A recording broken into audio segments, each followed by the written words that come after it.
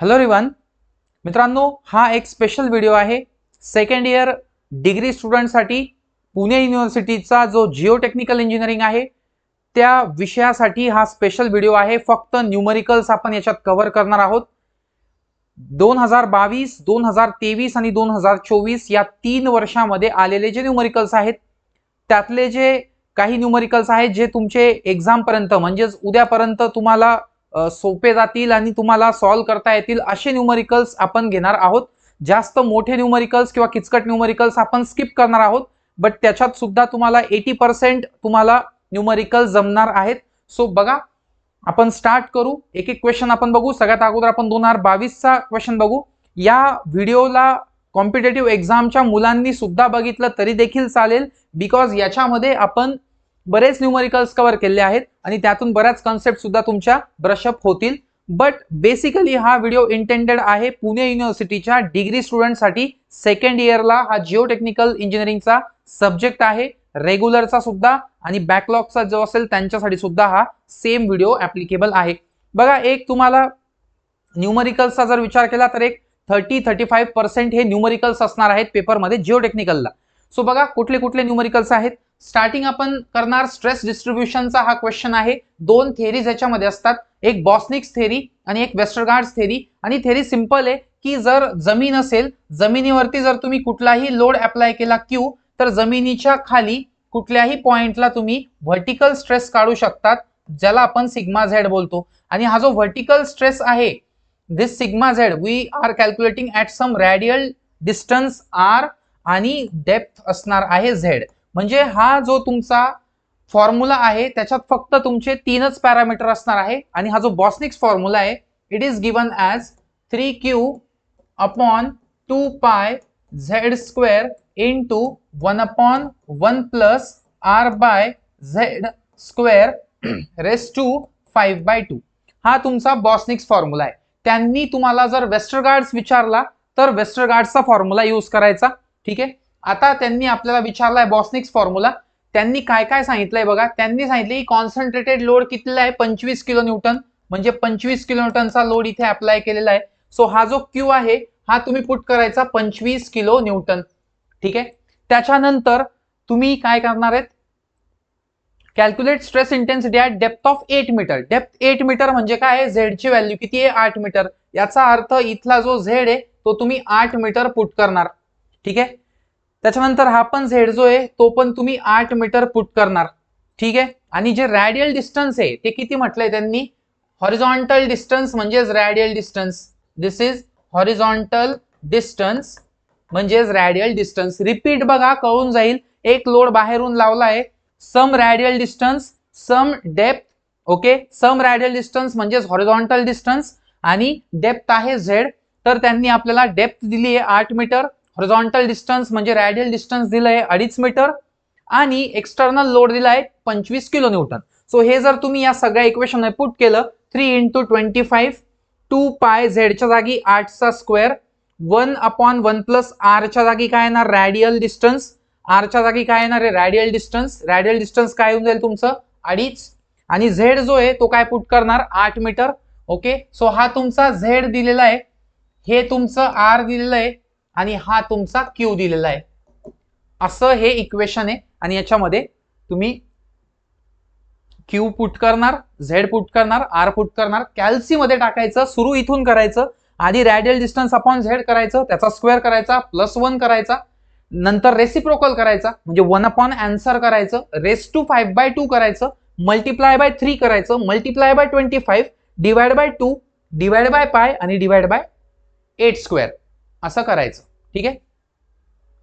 Okay. So अशा प्रकारे तुम्ही हे सॉल्व्ह करू शकतात आणि याचं आन्सर काढू शकता. जे पण आन्सर येईल ते तुम्ही कॅल्क्युलेटरमध्ये तुम्हाला करता आलं पाहिजे. दोघं तिघांनी मिळून करा, क्रॉस चेक करा, उत्तर येऊन जाईल. फक्त व्हॅल्यूज पुट करायच्या आणि आन्सर काढायचं. कॅल्सीचा यूज करावा लागतो तुम्हाला. सो तुम्हाला तो करता आला पाहिजे. ठीक आहे. मी काही कॅल्क्युलेशन करून दाखवत नाही, वेळ आपल्याकडे कमी. Determine the shear strength. आता सेकंड क्वेश्चन. आता हा शियर स्ट्रेंथ चॅप्टर मधला क्वेश्चन आहे. ठीक आहे. Determine the shear strength in terms of effective stress on a plain.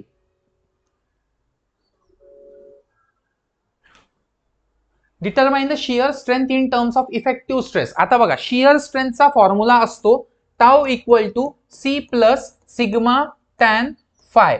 आता हा सिग्मा जो असतो हा आपल्याला नॉर्मल स्ट्रेस दिलेला असेल किंवा इफेक्टिव्ह.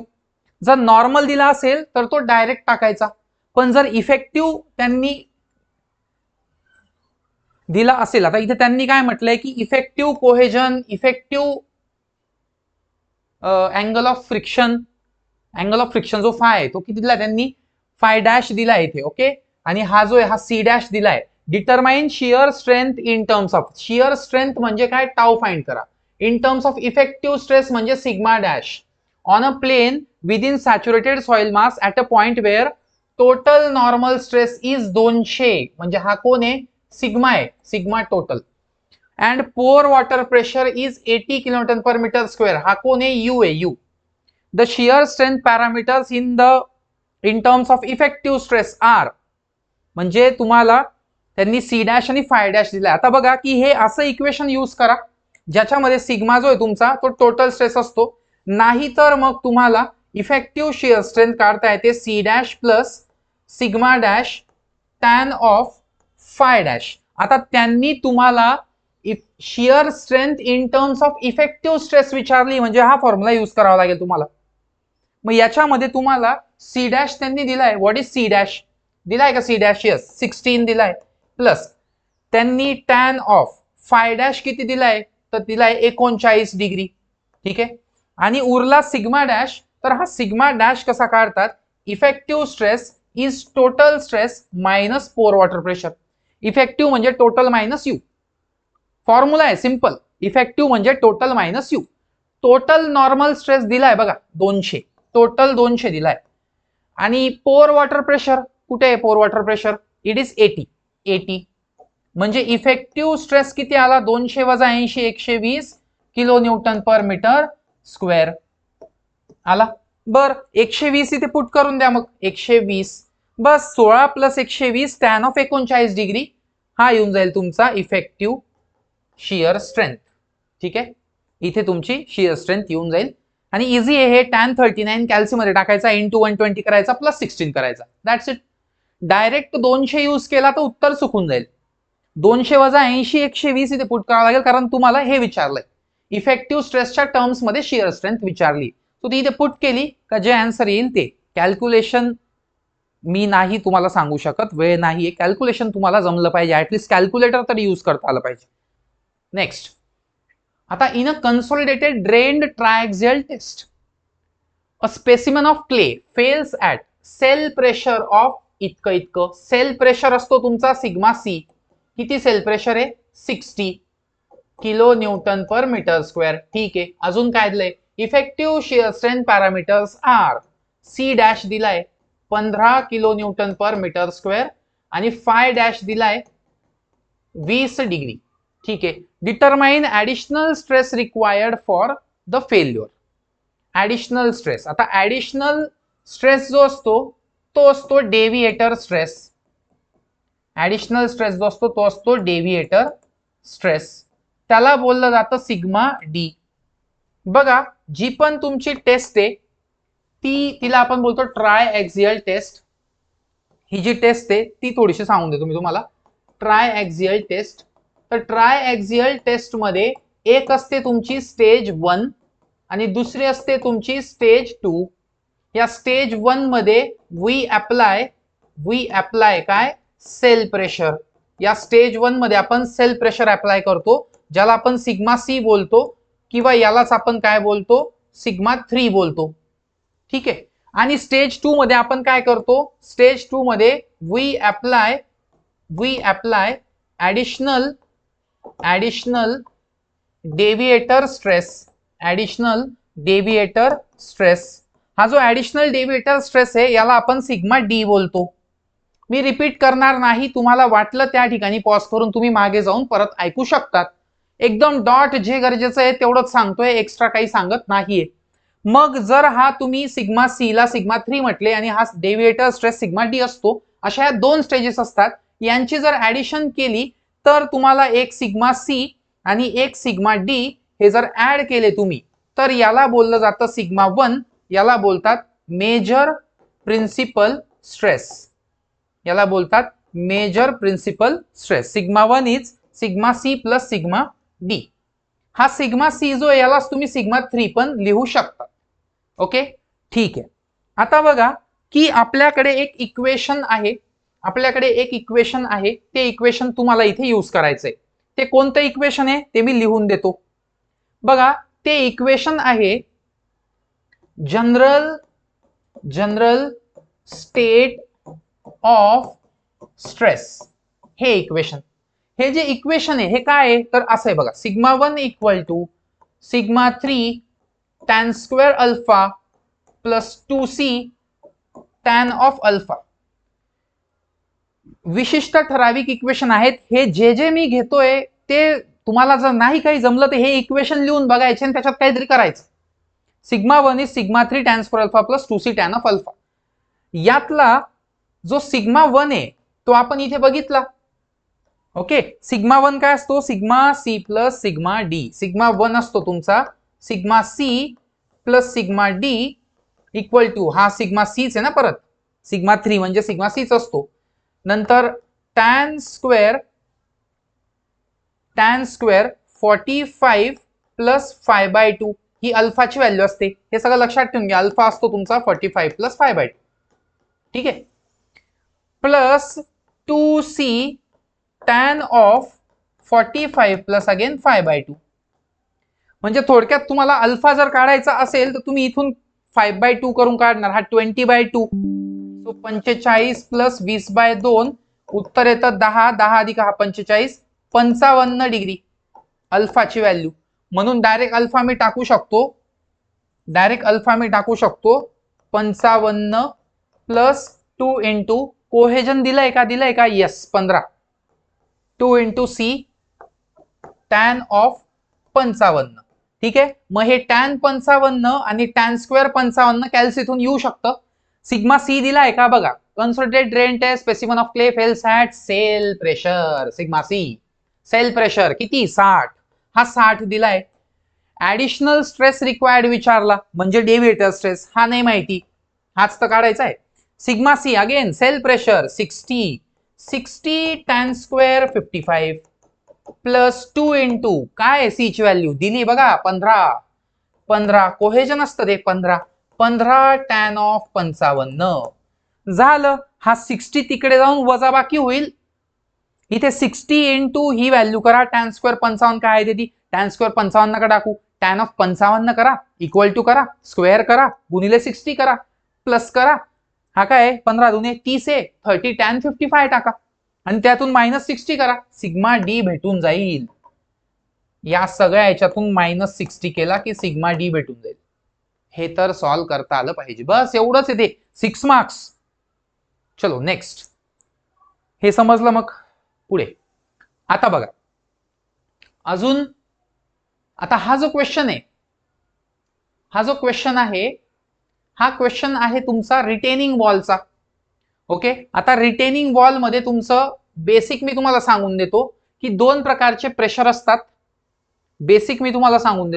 दोन प्रकारचे प्रेशर असतात. कधीही लक्षात ठेवा, एक असतो व्हर्टिकल स्ट्रेस, कधीही हा गॅमा एच लक्षात घ्या. गॅमा म्हणजे युनिट वेट ऑफ सॉइल. ठीक आहे, गॅमा म्हणजे युनिट वेट ऑफ सॉइल. हे असतं kilo newton per metre cube मध्ये किंवा मग हे असतं केजी पर मीटर क्यूब मध्ये. ठीक आहे, हे असं असतं. आणि एच जो असतो तो म्हणजे डेप्थ आहे. ठीक आहे, आता हा जो गॅमा एच आहे, या गॅमा एच ला तुम्ही मल्टिप्लाय करा. कशाने, multiply by K A. Okay, किंवा मग तुम्ही करू शकतात मल्टिप्लाय बाय केपी. जर तुम्ही के ए ने मल्टिप्लाय केलं तर आपल्याला भेटून जातो के ए गॅमा एच आणि याला बोलतात ऍक्टिव्ह अर्थ प्रेशर. बरोबर. आणि याला जर तुम्ही केपी ने मल्टिप्लाय केलं गॅमा एच ला तर याला बोलतात पॅसिव्ह अर्थ प्रेशर. जमिनीमध्ये अर्थ प्रेशर असतं, हॉरिझॉन्टल डायरेक्शन मध्ये असतं. हे जे अर्थ प्रेशर असतं हे एक ऍक्टिव्ह प्रकाराचं असतं, एक पॅसिव्ह प्रकाराचं असतं. गॅमा हा सॉइलचा युनिट वेट असतो, एच ही डेप्थ असते. या गॅमा आणि एच ला गुणलं की व्हर्टिकल स्ट्रेस मिळतो. त्याला जर के ने गुणलं तर ऍक्टिव्ह अर्थ प्रेशर भेटतं. त्याला जर केपी ने गुणलं तर पॅसिव्ह अर्थ प्रेशर भेटतं. आणि यातला जो के असतो, व्हेअर दिस के कसा काढतात मग के असतो 1 minus sine phi upon 1 plus sine phi. आणि जो केपी असतो तो के च्या इनव्हर्स असतो, म्हणजे उलट असतो, म्हणजे 1/के असतो. 1/के असतो म्हणजेच काय येतो तो 1 plus sine phi upon 1 minus sine phi असं. हा असतो तुमचा केपी. ठीक आहे, हा तुमचा केपी झाला आणि हा तुमचा के झाला. हा के उचलायचा इथे पुट करायचा, हा केपी उचलायचा इथे पुट करायचा. केपी गॅमा एच गुणाकार केला की पॅसिव्ह प्रेशर मिळतं आणि डायग्राम अशी ट्रायंग्युलर बनवायची ऑलवेज. हा इथं केपी गॅमा एच असा लिहून टाकायचा, इथे एच लिहून टाकायचा आणि ही रिटेनिंग वॉलची हाईट झाली. सिमिलरली इकडे पण तेच, फक्त काय लिहिणार इथे के ए गॅमा एच लिहिणार आणि इथे एच लिहिणार. सगळं सेम, फक्त फरक आहे के आणि केपीचा. म्हणून फक्त के च समजून घ्या, केपीच्या जागी केपीचं कॅल्क्युलेशन. जेव्हा केव्हा तुम्हाला जो पण फाय दिला असेल तो इथे नीट पुट करायचा. तो फाय पुट करून के भेटतो, के घ्यायचा, गॅमा घ्यायचा, एच घ्यायचा, तिघांचा गुणाकार करायचा, तो भेटेल पीए आणि तो झाला या ट्रायंगलचा बेस. ठीक आहे, दॅट्स इट. बस मग हेच सॉल्व्ह करायचं असतं. ठीक आहे, सो हेच सॉल्व्ह करायचं असतं. बघा इथे विचारलंय त्यांनी, compute the intensity of active earth pressure at a depth of 8 metre. त्यांनी काय म्हटलंय की बघा, त्यांनी तुम्हाला जर जे विचारलंय त्याच्यानुसार तुम्ही काय करायचं, आधी सगळ्यात आधी एक ट्रायंगल ड्रॉ करायचा. इंटेन्सिटी ऑफ ऍक्टिव्ह प्रेशर किती डेप्थला विचारली, 8 मीटर डेप्थला, म्हणजे ही एच ची व्हॅल्यू झाली. बरोबर, एच. मग इथं एच ची व्हॅल्यू किती आली, 8 मीटर. ओके, ही व्हॅल्यू. आता ही जी व्हॅल्यू असते ही किती असते, ही असते तुमची के ए गॅमा एच इतकी. मग के किती येऊन जाईल तर तो काढून घ्या. के असतो 1 minus sine phi upon 1 plus sine phi. बरोबर, मग हा के काढून टाकायचा, तो येऊन जाईल तुमचा 1 minus sine 30 upon 1 plus sine 30. हा जर तुम्ही सॉल्व्ह केला तर उत्तर येतं 1/3. ओके, कॅल्सी मध्ये. आता उरली गोष्ट ही गॅमाची आणि एचची. तर गॅमा दिलाय का, गॅमा दिलाय युनिट वेट. ओके, गॅमा दिलाय किती, युनिट वेट 18 दिलाय. ठीक आहे, 18 gamma is equal to 18 kilo newton per metre cube. ठीक आहे, के ची व्हॅल्यू आली किती 1/3 आणि हाईट किती दिली त्यांनी 8 मीटर, म्हणजे जी डेप्थ दिली ती 8 मीटर. मग मला सांगा या के गॅमा एच ची व्हॅल्यू किती येऊन जाईल. सो पी ए काय येतो, के ए गॅमा एच. याला म्हणतात इंटेन्सिटी. याला काय बोलतात, intensity of active earth pressure. बरोबर, ही इंटेन्सिटी तुम्ही कॅल्क्युलेट करणार तर ती किती होऊन जाईल 1/3 गुणिले गॅमा दिलाय त्यांनी 18 आणि गुणिले हाईट दिली त्यांनी 8 आणि आन्सर येऊन जातं 3 1 3 6 6 8 48 kilo newton per metre square. किती येतं, के येतो 1/3, हा येतो 18 आणि हा येतो 8. हा जर भाग दिला उत्तर येतं 48 kilo newton per metre cube. हे झालं ऍक्टिव्ह अर्थ प्रेशर इंटेन्सिटी पर मीटर स्क्वेअर, सॉरी पर मीटर स्क्वेअर. ठीक आहे, किलोन्यूटन पर मीटर क्यूबला अजून एका मीटरने गुणलं तर तो पर मीटर स्क्वेअर होऊन जाईल. आता तुम्हाला सपोज विचारू शकतात इथे थ्रस्ट. तर थ्रस्ट कॅल्क्युलेशन साठी असं असतं की हा पीटी असतो, म्हणजे थ्रस्ट, टोटल ऍक्टिव्ह थ्रस्ट. याचं युनिट असतं किलो न्यूटन पर मीटर. तर हा जर काढायचा असेल तर तुम्हाला या ट्रायंगलचा बेस इंटू हाईट करून एरिया काढावा लागतो, म्हणजेच काय, एरिया ऑफ ट्रायंगल. बस, आता लॉजिक जर बेसिक जर पक्का असेल तुम्हाला फक्त एवढं लक्षात ठेवायचंय की या त्रिकोणाचा एरिया काढला तर थ्रस्ट भेटतो. तुम्ही बेस कसा काढतात, के गॅमा एच असा. एच तर दिलाय म्हणजे एक त्रिकोण तर तयार होऊन जातो इझिली. जर तुम्हाला थ्रस्ट विचारला तर तुम्हाला हे उत्तर देता येणार नाही. थ्रस्ट विचारला तर हे उत्तर द्यावं लागेल. आणि थ्रस्ट कसा काढतात, सिम्पली या ट्रायंगलचा एरिया घेतात. म्हणजे कसं, तर P thrust is equal to half into base. Base किती आहे, के ए गॅमा एच आणि इंटू हाईट किती आहे, बेस इंटू हाईट, हाईट किती आहे 8 म्हणजे एच.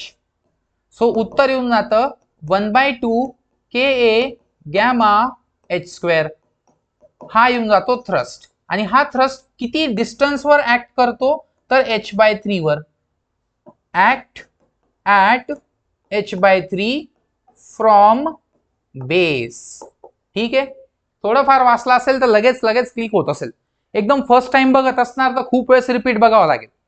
ठीक आहे, सो थ्रस्ट म्हणजे एरिया काढणे, दॅट्स इट. आणि तुम्हाला या इक्वेशन मध्ये विचारलंय फक्त हे इतकंच, इतकं सोपं विचारलंय, म्हणजे फक्त के गॅमा एच असं विचारलंय. ही डायग्राम पण खूप वेळेस विचारतात. Okay done. आता हा क्वेश्चन बघा, सेम, फक्त हा थोडा वेगळा आहे. कसा ते समजून घ्या. आपल्याकडे ऍक्टिव्ह अर्थ प्रेशर असतो असा. ठीक आहे, हा असतो तुमचा के ए गॅमा एच आणि हा असतो पूर्ण काय एच. पण जर सॉइल कोहेजिव्ह असेल, आता हा जो इक्वेशन आहे, हा इक्वेशन किंवा याच्या अगोदरचा इक्वेशन, तर हा तुमचा कोहेजनलेस सॉइल साठी आहे, म्हणजे सँड साठी. सँड जर त्यांनी तुम्हाला बघा, त्यांनी तुम्हाला कोहेजिव्ह म्हटलं, कोहेजिव्ह, आणि सी ची व्हॅल्यू देऊन दिली, तर मग हा अशा प्रकारे सॉल्व्ह करावा लागेल. असा फरक आहे दोघांमध्ये. सँड दिलं तर पुढे जे सांगितलं मी आधी ते, आणि जर कोहेजिव्ह सॉइल दिली तर अशा प्रकारचं त्याचं सोल्युशन आहे. सो कोहेजन साठी तुम्हाला एक अजून डायग्राम इथे ड्रॉ करावी लागते, आणि ती जी डायग्राम असते ती असते 2c cot alpha. Okay, 2c cot of alpha किंवा 2c रूट के ए. पण ही डायग्राम निगेटिव्ह असते आणि ही डायग्राम पॉझिटिव्ह असते. थोडक्यात या दोघांचा सम नाही होत तर वजाबाकी होते. आणि जर हे तुम्ही ऍड केले तर हे वजा आणि हे अधिक मिळून ही फिगर होऊन जाते या प्रकारची अशी. कारण काय होणार आहे, याच्यावरती ओव्हरलॅप होणार आहे. ठीक आहे, आणि ओव्हरलॅप होऊन काय होऊन जाईल, सिम्पली ओव्हरलॅप झालं तर हे असं ओव्हरलॅप होईल. मग डायग्राम फक्त कोणती उरते, हीच उरते अशी, ही अशी वाली. ठीक आहे, अशी वाली डायग्राम उरते. आपल्याला फक्त ब्ल्यू त्रिकोण माहिती आहे. ही लाल वाली डायग्राम जी आहे ती ही याच्यावर याला ठेवली तर येते, वजाबाकी केल्यावर येते थोडक्यात. ठीक आहे, असं. सो ही जी व्हॅल्यू आहे ही व्हॅल्यू असते 2c रूट ऑफ के ए, आणि ही जी व्हॅल्यू असते ही याच्यातून हे वजा होतं, हे 2c रूट के, आणि हे आता हे मायनस 2c रूट के, हे मायनस 2c रूट के, हे प्लस, आणि इथं 0 होता म्हणून हे उलट्या बाजूला आलं आणि हे तिकडच्या बाजूला आलं. के ए गॅमा एच मधून हा वजा होईल, म्हणजे ही व्हॅल्यू किती आली, K A gamma H minus 2c root K. Okay, आणि वरचा काय आहे 2c रूट के. ठीक आहे, हे असतं. आता हे तुम्हाला लक्षात घ्यावं लागेल की हा वरती 2c रूट के असतो सिम्पली, आणि इथे आता सी तर माहिती आहे कोहेजन आहे, के म्हणजे ऍक्टिव्ह प्रेशर आहे. ओके, इथे 2c रूट के, इथे K gamma H minus 2c root K. हा कसं काय आला, तर याच्यातून हे वजा होईल. जसं झिरोतून हे वजा झालं तर हे आलं मायनस वालं, तसं याच्यातून हे वजा होईल तर हे येऊन जाईल. आणि हा झाला तुमचा ऍक्टिव्ह प्रेशर इंटेन्सिटी. ओके, ही झाली तुमची ऍक्टिव्ह प्रेशर इंटेन्सिटी या ठिकाणची. वर किती ऍक्टिव्ह प्रेशर इंटेन्सिटी इतकी आहे. ओके, म्हणजे जर कोहेजिव्ह बॅकफिल असेल तर टॉपला ऍक्टिव्ह अर्थ प्रेशर इंटेन्सिटी 0 नसते, खाली मात्र 0 असते. ओके, खाली मात्र 0 नसते, या पॉइंटला 0 असते. मग कुठे 0 असते ते पण त्यांनी विचारलेलं आहे. आधी तर तुम्ही ही डायग्राम आता व्हॅल्यूज याच्यामध्ये पुट करून द्या.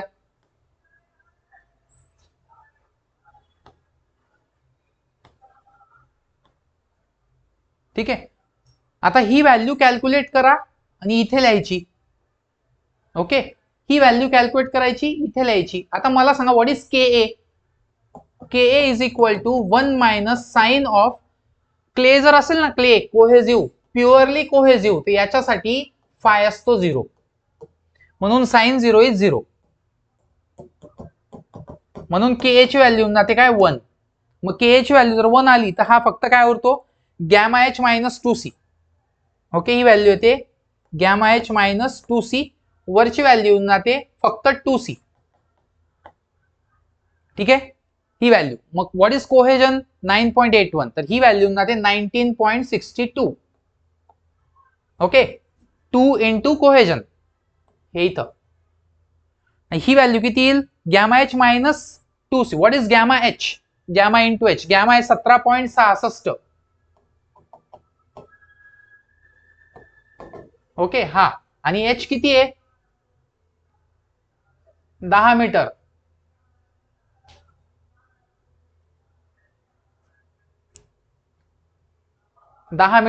ओके, एच ची व्हॅल्यू, तर ही काय होणार आहे तुमची 176.6. 176.6 मायनस 19.62. ही व्हॅल्यू आली की इथे पुट करायची. ठीक आहे, ही व्हॅल्यू आली की इथे पुट करायची. ही डेप्थ किती आहे ती कॅल्क्युलेट करावी लागेल. ही व्हॅल्यू किती येते ती कॅल्क्युलेट करून इथे तुम्ही टाकू शकतात. 19.62 म्हणतायत ना, म्हणजे जवळपास 20 मायनस होईल, तर तो 156 येईल तो समजा. ओके, 156 येईल, नाही तर मग 155.4. 155.4. तुम्ही कॅल्सी यूज करून घेतो. 176.6 मायनस 19.62, तो 156.98. ही आली 156.98. ठीक आहे, सो ही आली तुमची बेसला प्रेशर इंटेन्सिटी. आता ही जी व्हॅल्यू आहे ही टोटल व्हॅल्यू किती आहे 10 मीटर आहे, दिलंय ना त्यांनी. आणि ही किती येईल मग, ही येऊन जाईल तुमची HC.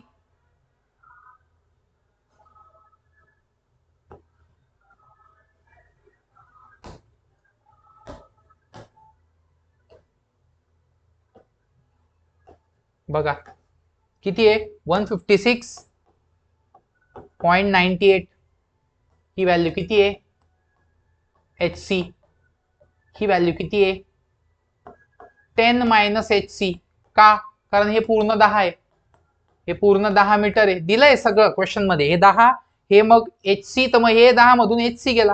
ही वरती व्हॅल्यू किती 19.62. बस मग जर टू फाइंड HC काय करायचं, यूज सिमिलर ट्रायंगल्स. कसं असतं सिमिलर ट्रायंगल्स, आडवं बाय आडवं, उभं बाय उभं. असं आडवं काय आहे 19.62, मग दुसरं आडवं काय आहे 156.98. बरोबर, जे वर आडवं घेतलंय त्याच्या करस्पॉन्डिंग उभं काय आहे HC, आणि डिवाइड बाय उभ्याला उभं काय आहे 10 मायनस HC. इथून तुम्ही HC फाइंड करू शकतात. ओके, हे तुमचं येऊन जाईल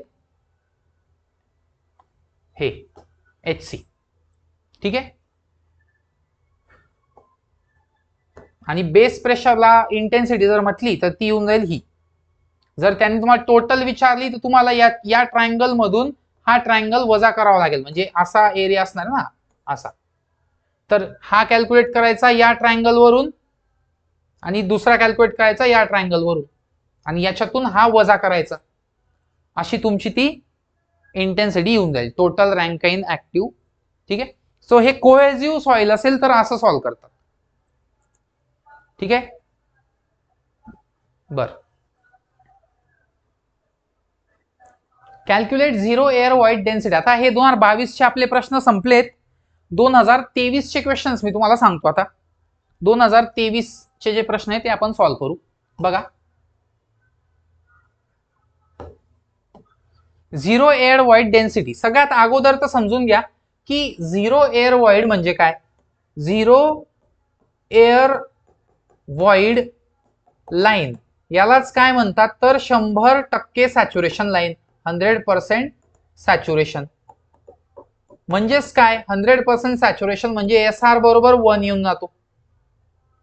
ओके, आता त्यांनी तुम्हाला एक W1 ची व्हॅल्यू दिली, एक W2 ची व्हॅल्यू दिली, एक W3 ची, एक W4 ची आणि एक W5 ची.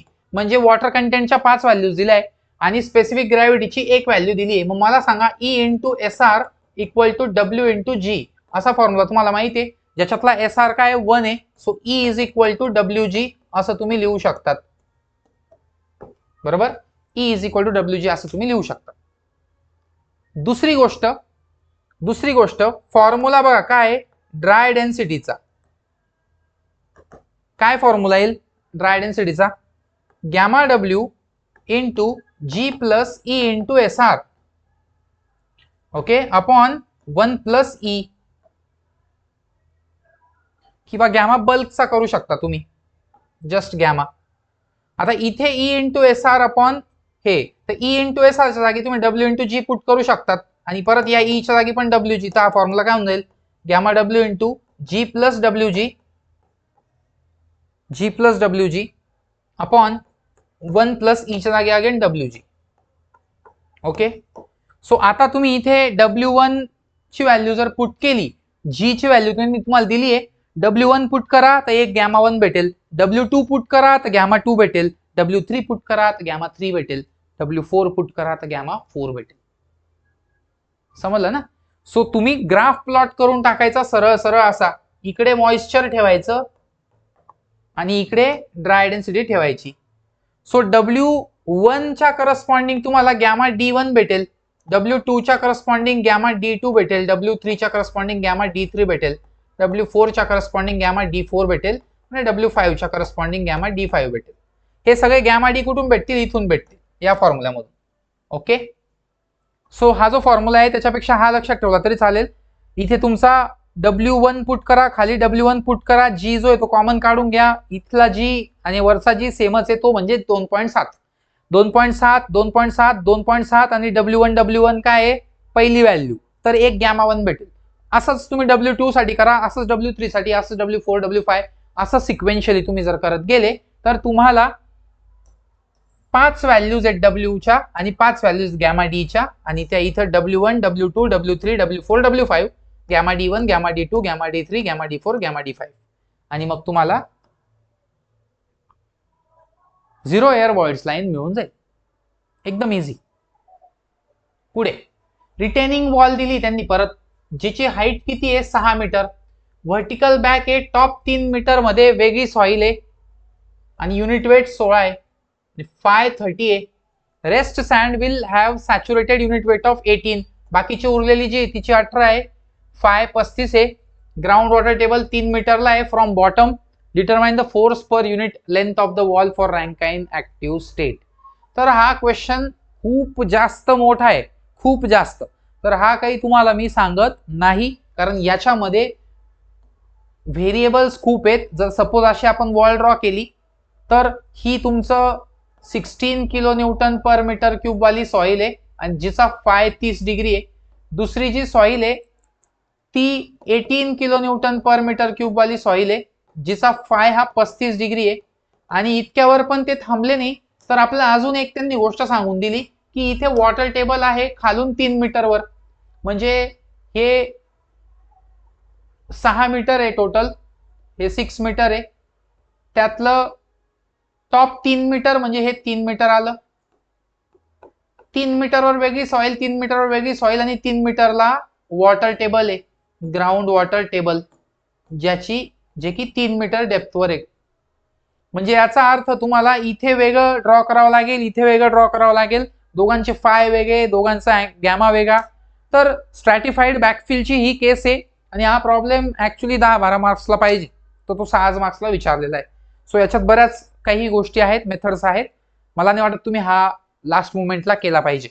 नेक्स्ट टाइम तुम्हाला मी सांगून देतो की नेक्स्ट टाइम माझा नंबर तुम्ही घेऊन घ्या, 84 59 25 45 33.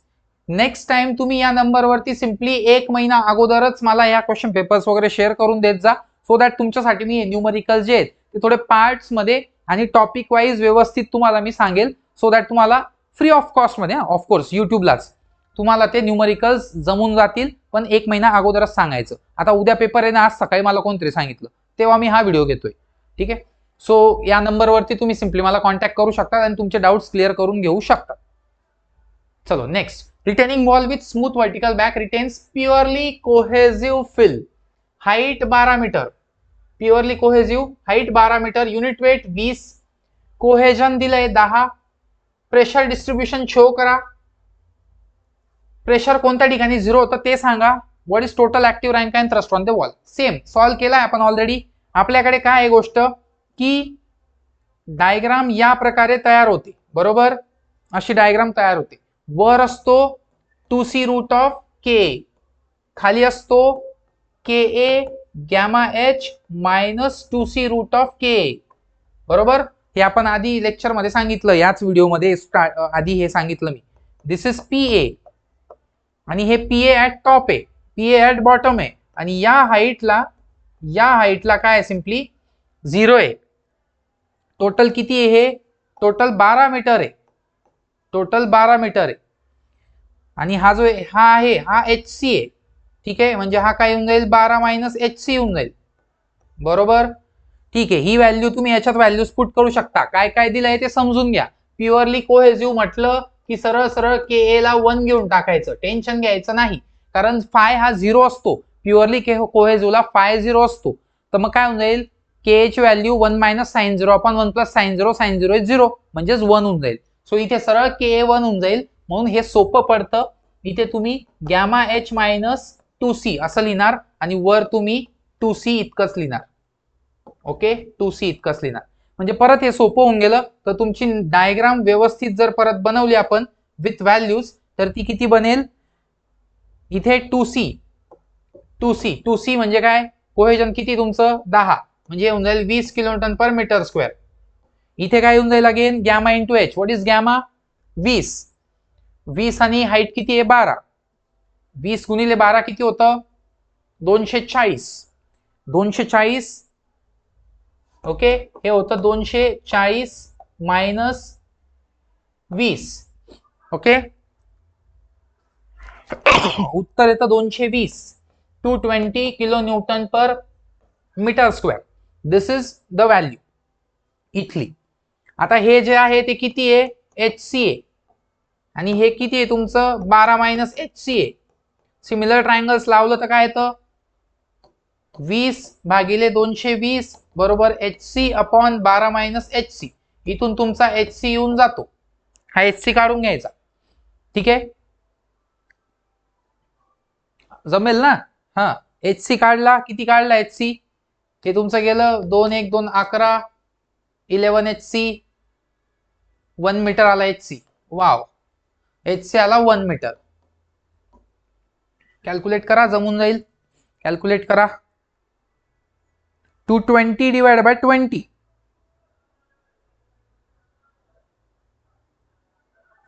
ते 11 येतो ना,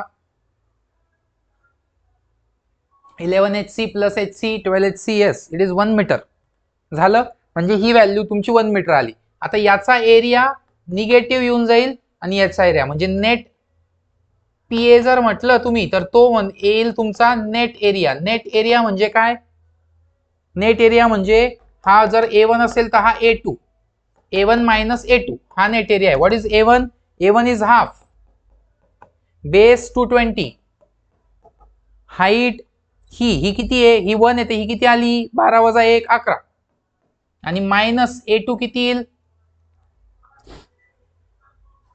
हे झालं ना एवढं, हाफ बेस हाईट वजा हे किती येईल, अगेन हाफ बेस किती आहे 20 आणि हाईट किती आहे 1 म्हणजे 20च. सो किती आला आन्सर, हे 110 इंटू 11, 110 इंटू 11 मायनस 10, ठीक आहे, 110 इंटू 11 मायनस 10. तर हे येतं तुमचं 1200 उत्तर येतं, 1200, ठीक आहे, 1200 उत्तर येतं आणि एच सी ची व्हॅल्यू 1 मीटर येते. असं सॉल्व्ह करायचं. सो मी तुम्हाला विदाउट रिपिटेशन सांगतोय, तुम्ही जर व्यवस्थित लक्ष दिलं तर तुम्हाला एक एक व्यवस्थित कळेल. आता हे टेलर स्टॅबिलिटी नंबर, तर हे बघा टेलर स्टॅबिलिटी नंबरवर क्वेश्चन आला तर तुमच्याकडे फॉर्म्युला आहे, civil for row house, this is nothing but SN. Taylor नावाचा व्यक्ती आहे जो सिव्हिल इंजिनियर आहे, फॉर कोणासाठी, रो हाऊस साठी. रो म्हणजेच तुम्ही गॅमा पण लिहू शकतात, रो म्हणजेच गॅमा पण लिहू शकतात. Civil for row house equal to S N. S N is the Taylor stability number. या एस एन ची व्हॅल्यू त्यांनी ऑफकोर्स दिलेली असेल, सगळ्यांची व्हॅल्यू त्यांनी दिलेली असेल. बघू आपण काय ते. बघा तुम्ही एस एन दिलाय का त्यांनी, बघा टेलर स्टॅबिलिटी नंबर 0.06 हा दिलाय 0.06. ठीक आहे. कोहेजन दिलाय का, कोहेजन इंटरसेप्ट यस हा दिलाय 200. खूपच दिलाय, अंदाजे व्हॅल्यू टाकलेली दिसतात प्रश्न टाकणाऱ्याने. युनिट वेट ऑफ सॉइल 18, हे किती आहे 18 आहे. 18 kilo newton per metre cube. हे म्हणा ते म्हणा एकच आहे. ठीक आहे. एम्बॅकमेंट इज इन्क्लाइंड ॲट, एम्बॅकमेंटचं इन्क्लिनेशन दिलंय आय इक्वल टू 35 डिग्री आणि angle of shearing resistance phi दिलाय 15 degree. Taylor stability number 0.0. The factor of safety विचारलाय with respect to cohesion. Height दिली आहे 15 मीटर, हाईट दिली त्यांनी 15 मीटर. म्हणजे तुम्ही विचार करा फॅक्टर ऑफ सेफ्टी कसा येईल, C upon S N gamma H. Okay बस. What is C 200, what is S N 0.06, what is gamma 18 and what is h 15. 5 3 5 40, 2 20, 2 9. ठीक आहे. 2 0.03, 2 10. Final answer 10 upon 81, 0.81. ठीक आहे. सो याचं आन्सर काय आहे ते काढायचं. दिस इज डन. इतका सोपा क्वेश्चन आहे बघा, एकच फॉर्म्युला आहे तो. आता 23चे प्रश्न संपले. 24 मध्ये त्यांनी तुम्हाला हे थेरी क्वेश्चन आहे, याला जाऊ द्या. वेस्टरगार्ड्स आणि बॉसनिक्स दोघांचे फॉर्म्युले आहेत, दोघांचे फॉर्म्युले लिहिता आले पाहिजे तुम्हाला. 3q/2πz² अपॉन इंटू 1/1+r/z², तो फॉर्म्युला आहे. आणि अझम्पशन्स मध्ये तर सेमच आहे, फक्त वेस्टरगार्डचं एक अझम्पशन वेगळं असतं. बॉसनिक्सचं जर अझम्पशन म्हटलं तुम्ही की soil mass is homogeneous isotropic and semi infinite, हे असं अझम्पशन आहे. आणि वेस्टरगार्ड्स मध्ये एक एक्स्ट्रा अझम्पशन आहे की सॉइल मास इज अनआयसोट्रोपिक, म्हणजेच काय लेअर्ड सॉइल मास आहे. Concentrated load 300 kilonewton applied at ground surface. Compute the vertical pressure at a depth of 6 metre below load, distance 5 metre at same depth. Okay असं इथे आहे. So same तुम्हाला vertical stress तुम्ही कसा काढणार, sigma Z is 3q/2πz² 1/1+r/z² raise to 5/2. खतम. Q put करा. Depth दिली 6 मीटर, झेड ची व्हॅल्यू आहे 6 मीटर. आर दिलाय का,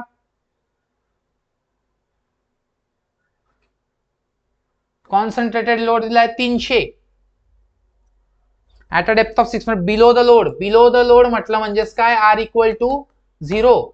कारण जस्ट बिलो द लोड, हे बघा असा जर तुम्ही इथं क्यू लावलाय तर just below the load R ची व्हॅल्यू इथे काय असते 0 असते. आणि जसं जसं तुम्ही इकडे सरकणार आर ची व्हॅल्यू काय होते, आर ची व्हॅल्यू इकडे वाढत जाते. इथे आर 0 आहे just below the load. So just below the load म्हटलं तर आर ची व्हॅल्यू 0 पुट करायची. सो आर भेटून गेला, 0 पुट करा.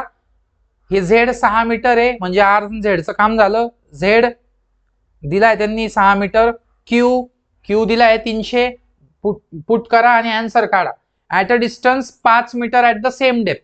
अजून एक विचारलंय, फक्त काय डेप्थ ही 5 मीटर आहे, distance 5 metre at the same depth म्हणजे 6 मीटर डेप्थ ठेवायची. दोन वेगवेगळे प्रश्न आहेत. एक असा आहे की जस्ट बिलो द लोड आहे, तर जस्ट बिलो द लोड साठी काय होऊन जातं, हे जे आर आहे ते 0 होऊन जातं. R equal to 0 just below load. तर मग सिग्मा झेड काय होऊन जातो 3q/2πz². आणि इथे आर जर 0 केला तर 1+0 है ना, म्हणजे 1/1/5/2. काहीच नाही, हाच फॉर्म्युला आहे फक्त. हे कशासाठी आहे, at R is equal to 0. मग फक्त डेप्थ काय टाकायची, ते झेड 6 चा स्क्वेअर टाकायचा, मग ते सगळं सॉल्व्ह करायचं, क्यू टाकायचा, पाय टाकायचा आणि हे येऊन जाईल.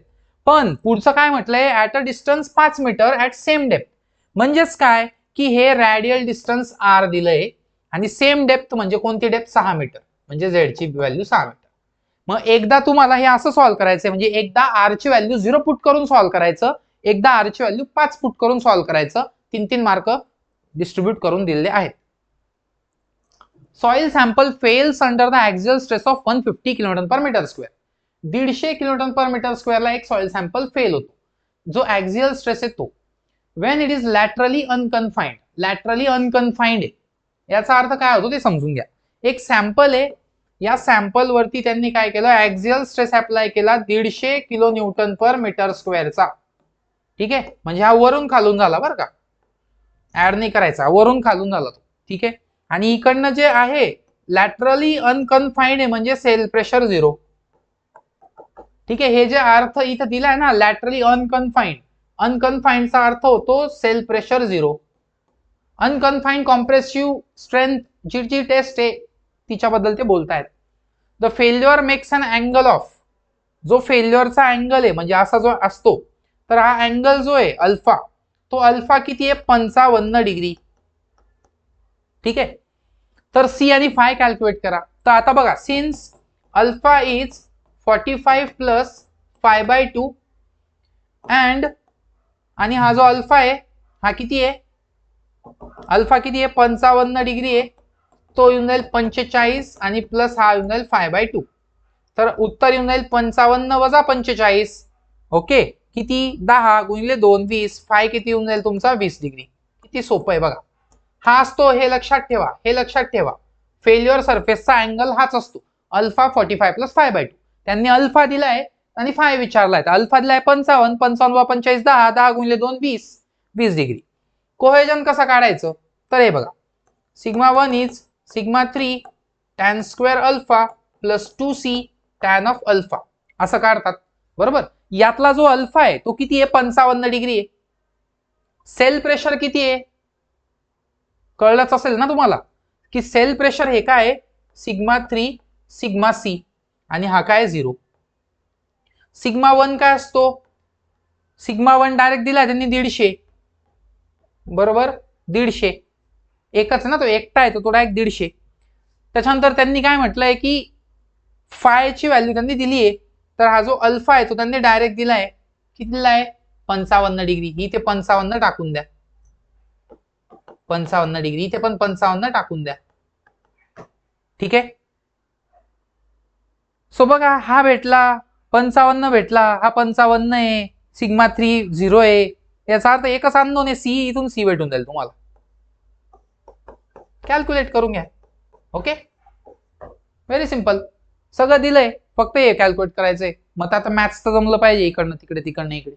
चलो नेक्स्ट. ठीक आहे, याची पण काही गरज नाही, हा थोडासा जास्त लेंदी होऊन जाईल. पुढे कोहेजनलेस सॉइल युनिट वेट दिलाय 18 kilonewton per metre cube. Okay, gamma दिलाय 18 किलोन्यूटन पर मीटर क्यूब, आणि फाय दिलाय त्यांनी 32 डिग्री. ऍक्टिव्ह आणि पॅसिव्ह प्रेशर दोघं विचारलेले. किती डेप्थला 10 मीटर डेप्थला, H is equal to 10 metre. ठीक आहे, ऍक्टिव्ह आणि पॅसिव्ह काढायचं सिंपल एकदम, दोघं लगेचच काढून घेऊ. डेप्थ जी ती किती आहे 10 मीटर, म्हणजे हे ट्रायंगल जे हे 10 मीटर झालं, हे काय आलं 10 मीटर झालं. ठीक आहे, ही व्हॅल्यू काय असते, ही व्हॅल्यू असते के गॅमा एच फॉर ऍक्टिव्ह आणि KP gamma H for passive. Angle दिला आहे 32 डिग्री, तर या 32 डिग्री साठी के काढावं लागेल.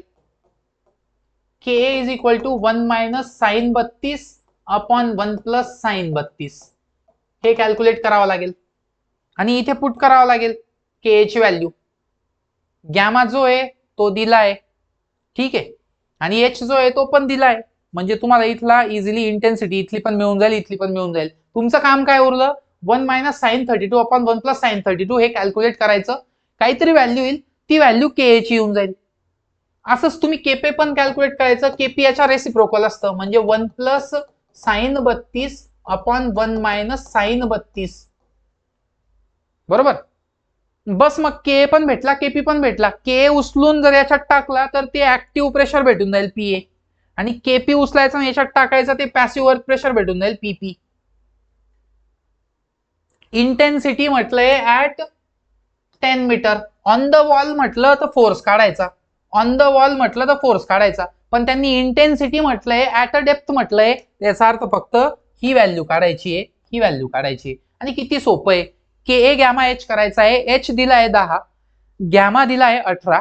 राहिली गोष्ट के एची, के असतो 1 minus sine phi upon 1 plus sine phi. फायची व्हॅल्यू दिली 32 डिग्री. पुट करा, के ए भेटेल. के ए याच्यात पुट करा, के ए घ्या, गॅमा घ्या, एच घ्या, गुणाकार करा, उत्तर आलं पी एचं. सिमिलरली केपी घ्या, गॅमा घ्या आणि एच घ्या, इथे गुणाकार करून उत्तर आलं पीपीचं. संपलं. Smooth vertical wall, okay. Backfill 18 kilonewton per metre क्यूबचा. फाय जो आहे तो 30 डिग्री आहे, याच्यामुळे कोहेजन जे आहे ते 0 आहे. डेप्थ जी आहे ती 8 मीटर आहे. Lateral pressure diagram and compute total active pressure in dry condition and when water table rises to the ground level assume gamma saturated 22 kilometre per metre cube. ठीक आहे, दोन कंडिशन यांनी इथे दिलेल्या आहेत. पहिली कंडिशन समजून घ्या, ड्राय कंडिशन आहे.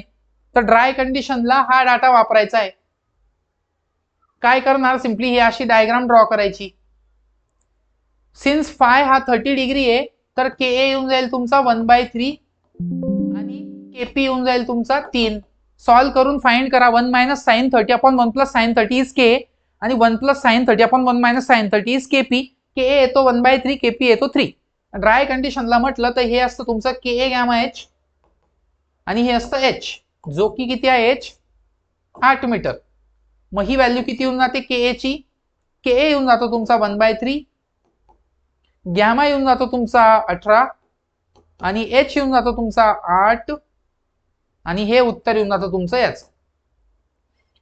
तुम्हाला टोटल प्रेशर विचारलाय त्यांनी, म्हणजे हे फाइंड करायचंय. तर हे कसं येतं, half into base into height. Total विचारलं तर हे काढायचं. मग बेस म्हणजे ही व्हॅल्यू बेस, हाईट म्हणजे ही व्हॅल्यू 8 मीटर. सो 1/3 इंटू इथे काय येऊन जाईल 1/2 into 1/3 into 18 into 8 into again 8. हे आन्सर त्यांनी विचारलंय ड्राय कंडिशनला. आता हेच जे आहे हेच मॉडिफाय होतं, फक्त एक एक्स्ट्रा त्रिकोण तयार होऊन जातो पाण्याच्या बाबतीत. पाण्यासाठी काय करायचं, एक एक्स्ट्रा त्रिकोण तयार करायचा.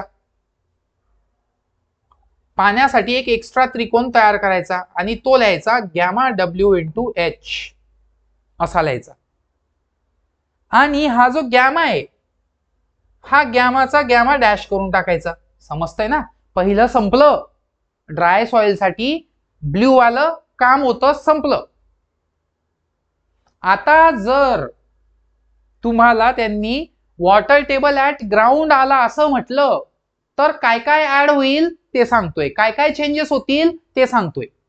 ग्राउंडला जर पाणी आलं, नीट ऐकून घ्या, मी लिहून दाखवणार नाहीये, वेळ पण नाहीये. जर नीट ऐकलं आणि नोट डाऊन केलं लगेच समजून जाईल की काय सांगतोय. जनरल तर तुम्हाला माहिती आहे, ड्राय सॉइल साठी हे जे ब्ल्यूने केलेलं आहे काम ते सगळं ऍप्लिकेबल. पण त्यांनी दुसरी कंडिशन म्हटली बघा, अँड आहे ना इथं, म्हणजे वेन वॉटर टेबल, म्हणजे आधीचं जे आहे ना ते आपण सॉल्व्ह केलं, याच्याने उत्तर येऊन जाईल. ठीक आहे, पण आता त्यांनी जर म्हटलं की या केसला जर वॉटर टेबल आला वरती ग्राउंडला तर काय काय बदल करायचे मग ते सांगतोय. तर एक ट्रायंगल ड्रॉ करायचा, बेसला गॅमा डब्ल्यू एच द्यायचं आणि हा ते एच असणार आहे. झालं, ठीक आहे.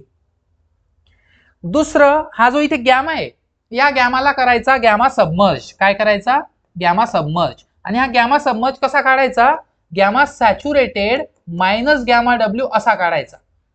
म्हणून त्यांनी हा गॅमा सॅच्युरेटेड इथे देऊन ठेवलाय. तो सॅच्युरेटेड इथे 22 वजा गॅमा डब्ल्यू 9.81 किंवा 10 घेतला तरी चालेल. अज्युमिंग गॅमा डब्ल्यू इज 10 असं पण म्हटलं तुम्ही तरी चालेल, नाहीतर 9.81 घ्यायचा सरळ सरळ आणि तो मायनस करायचा. मायनस केला की गॅमा सबमर्ज येईल. गॅमा सबमर्ज उचलून इथे टाकायचा, सेम कॅल्क्युलेशन करायचं, सेम कॅल्क्युलेशन करायचं. इथे काय येऊन जाईल, हा आता काय काय बदलेल, हा 18 बदलेल, हा जो 18 आहे ना हा बदलेल, हा येऊन जाईल 18 याचा गॅमा सबमर्ज वाला.